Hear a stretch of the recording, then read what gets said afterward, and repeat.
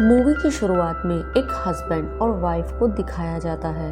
ये दोनों ही genetic scientist थे। ये लैब में अलग अलग क्रीचर का डीएनए मिलाकर नए नए क्रीचर को बनाया करते थे। यहाँ हस्बैंड का नाम क्लाइव था और वाइफ का नाम था एल्सा। ये दोनों ही अपने काम में काफ़ी माहिर थे और ये दोनों जिस कंपनी के लिए काम करते थे उसका नाम था नर्ड। ये एक मेडिसिन बनाने वाली कंपनी थी। यहाँ पर एल्सा और क्लाइव का ये काम था कि ये एनिमल्स का डीएनए मिलाकर नए एनिमल को बनाते थे और उसके अंदर मौजूद प्रोटीन से ये बीमारियों का इलाज करते थे। और अभी इन्होंने एक क्रीचर को भी बनाया था जो कि एक मेल क्रीचर था और दिखने में भी काफ़ी अलग था। ऐसा ये पहले भी कर चुके थे लेकिन वो एक फीमेल क्रीचर था। अब क्लाइव और एल्सा दोनों एनिमल को एक साथ रखते हैं। वो देखना चाहते थे कि ये दोनों आपस में कैसा बर्ताव करते हैं। क्लाइव और एल्सा उन दोनों एनिमल का नाम जिंजर और फ्रेड रखते हैं। अब जिंजर और फ्रेड एक दूसरे के सामने आते हैं तो वे दोनों बहुत ही अच्छा बर्ताव करते हैं। पूरी टीम उनके काम की बहुत तारीफ भी करती है। इसके बाद ये नर्ड कंपनी के मालिक के पास जाते हैं और उसे बताते हैं कि हमने बहुत सारे एनिमल के डीएनए को मिलाकर ये क्रीचर बनाया है जिसके अंदर मौजूद प्रोटीन से हम बहुत सारी बीमारियों का इलाज भी कर सकते हैं। अब एल्सा और क्लाइव अपने बॉस को बताते हैं कि वो अब कुछ अलग करना चाहते हैं, यानी कि वो अब इंसानों और जानवरों के डीएनए को मिलाकर एक्सपेरिमेंट करना चाहते थे जिससे कि इंसानों में होने वाली बीमारियों का इलाज किया जा सके।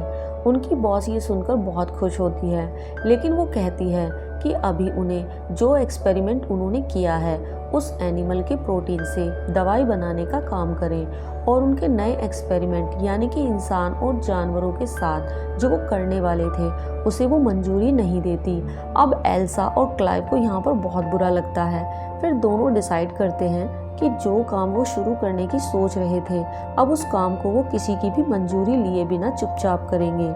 इसके लिए वो दोनों रिसर्च करना शुरू कर देते हैं। इस काम के लिए उन्हें किसी इंसान का डीएनए चाहिए था। तब एल्सा क्लाइव को एक डीएनए लाकर देती है। तब क्लाइव उससे पूछता है कि ये डीएनए किसका है। तब एल्सा बताती है कि ये किसी अननोन पर्सन का डीएनए है। फिर दोनों अपने काम में लग जाते हैं। दोनों काफ़ी हार्ड वर्क करते हैं लेकिन उन्हें सफलता नहीं मिलती। उनका एक्सपेरिमेंट हर बार फेल हो रहा था।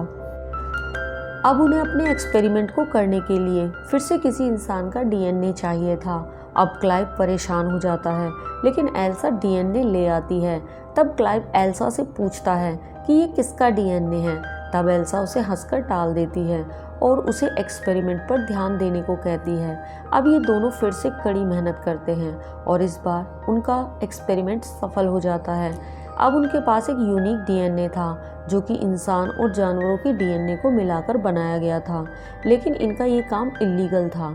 इसीलिए ये अपने इस एक्सपेरिमेंट के बारे में किसी को कुछ भी नहीं बताते।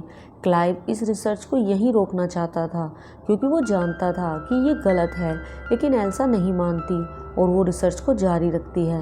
अब वो उस यूनिक डीएनए को लेकर उस मशीन में डाल देती है जिसमें कि एनिमल पैदा होना शुरू हो जाते थे।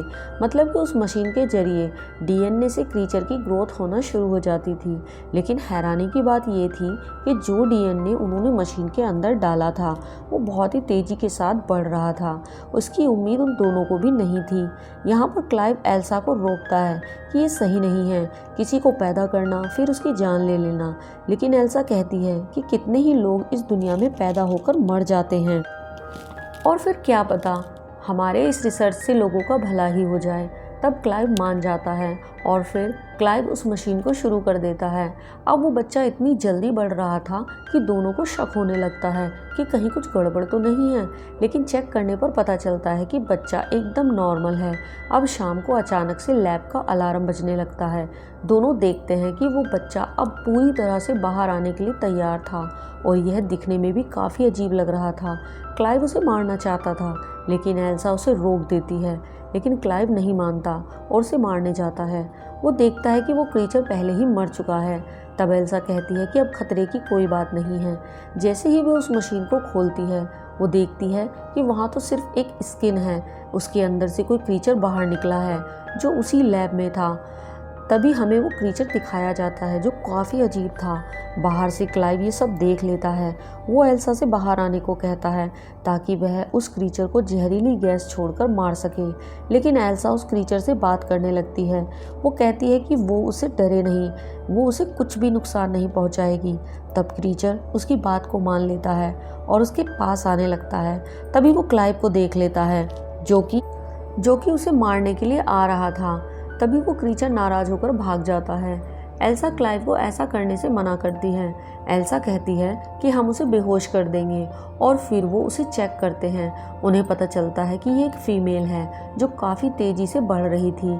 उसका लाइफ साइकिल बहुत ही छोटा है, वो जल्दी ही बड़ी होकर मरने वाली है। अब एल्सा उसके साथ काफ़ी अटैच होती जा रही थी। वो उसको खाना खिलाती, उसके साथ खेलती भी थी। एक दिन एल्सा उसे काफ़ी सारे अल्फ़ाबेट देती है जिससे वो उसे अपना नाम एल्सा लिखने के लिए कहती है, लेकिन वो नर्ड लिखती है और ये उसने एल्सा की टी शर्ट पर देखकर लिखा था। ये सब देखकर एल्सा बहुत खुश होती है क्योंकि अब उसका ब्रेन भी डेवलप हो रहा था। तभी वहाँ क्लाइव आ जाता है जो उसे बिल्कुल भी पसंद नहीं करता था। वो एल्सा पर नाराज़ होता है कि उसने उसे बाहर क्यों निकाला। तब एल्सा क्लाइव से कहती है कि तुम उसे ड्रैन कहो क्योंकि उसने अभी अभी अपना नाम लिखा। एक दिन ड्रैन को क्लाइव का भाई देख लेता है और उसे सब कुछ पता चल जाता है। अब वो ड्रैन को यहाँ लैब में नहीं रख सकते थे, तब वो उसे अपने फार्म हाउस में ले जाते हैं। अब यही ड्रैन का नया घर था और फाइनली वो दिन भी आ जाता है जब एल्सा और क्लाइव को अपना प्रेजेंटेशन देना था जो एनिमल उन्होंने बनाए थे।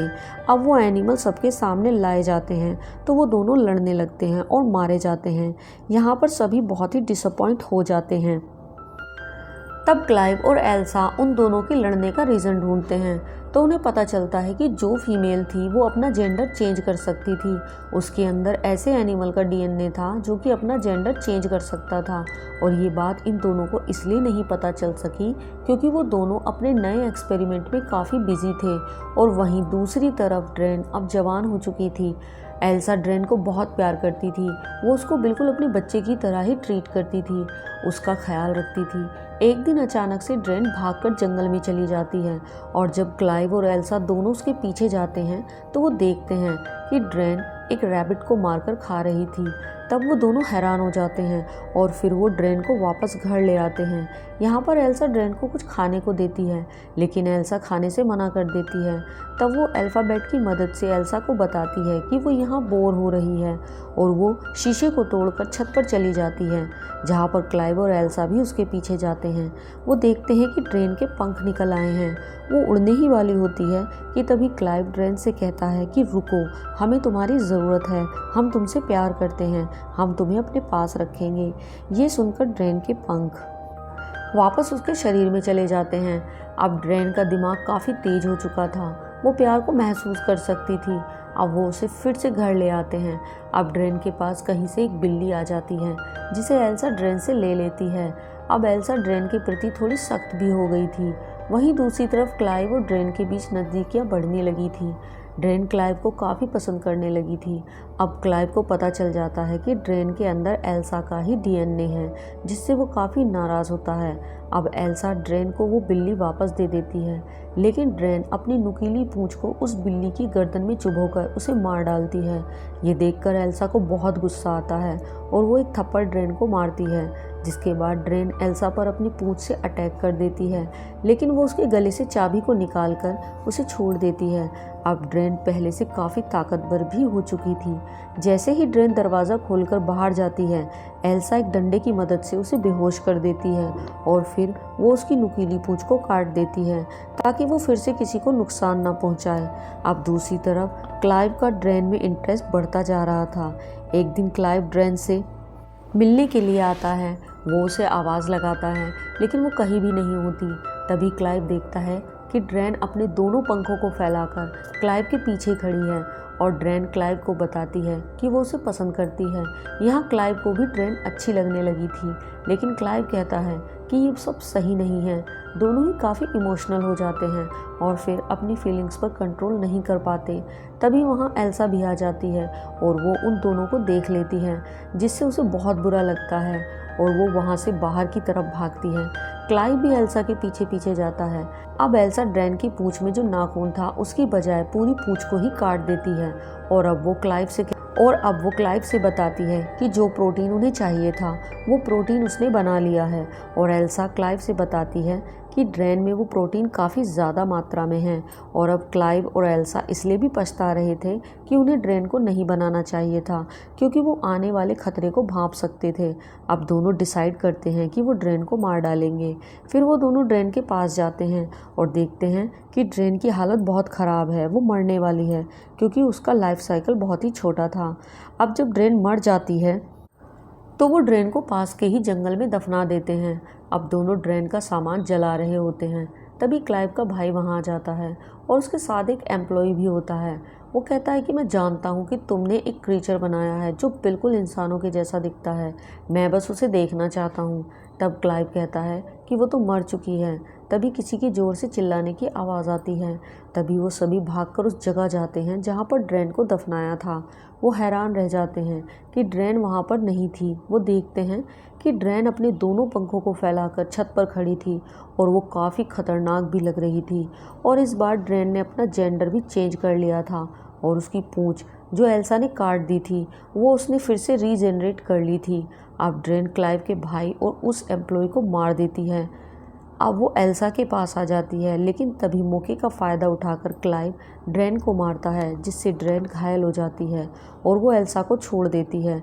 अब वो क्लाइव पर अटैक करती है। तब एल्सा पत्थर से ड्रैन को मारती है, लेकिन ड्रैन मरने से पहले क्लाइव के सीने में अपनी नुकीली पूंछ को चुभा देती है, जिससे क्लाइव की मौत हो जाती है।